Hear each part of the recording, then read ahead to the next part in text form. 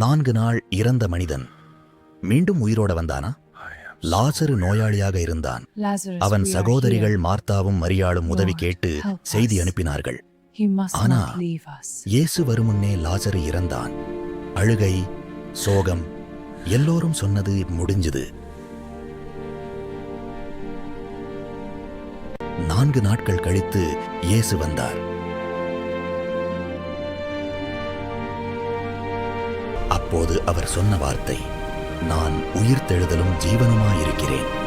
கல்லறைக்கு வந்த இயேசு கல்லை அகற்றுங்கள் என்று சொன்னார். மனிதர்களுக்கு அது முடிவு, ஆனா தேவனுக்கு அது ஆரம்பம்.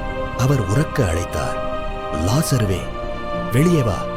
மரணம் அந்த குரலை கேட்டு நடுங்கியது. கல்லறையிலிருந்து லாசரு வெளியே வந்தான்.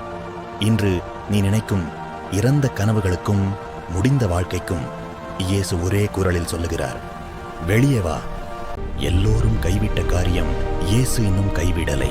நீ புதைத்த கனவு, நீ முடிச்சு போட்ட உறவு, நீ இறந்ததுன்னு நினைத்த நம்பிக்கை, இயேசு அழைத்தால் அது எழுந்து வரும். இது முடிவு இல்லை, இது ஆரம்பம். இந்த வீடியோ உங்களுக்கு பிடிச்சிருந்தா லைக் பண்ணுங்க, ஷேர் பண்ணுங்க, சப்ஸ்கிரைப் பண்ணுங்க. உங்களோட ஒரு லைக், ஒரு ஷேர் இன்னும் பல பேருக்கு இந்த நம்பிக்கையை கொண்டு போகும். இன்னும் நிறைய இயேசுவின் அற்புதங்களையும் வாக்குத்தத்தங்களையும் பகிர எங்களை என்கரேஜ் பண்ணுங்க.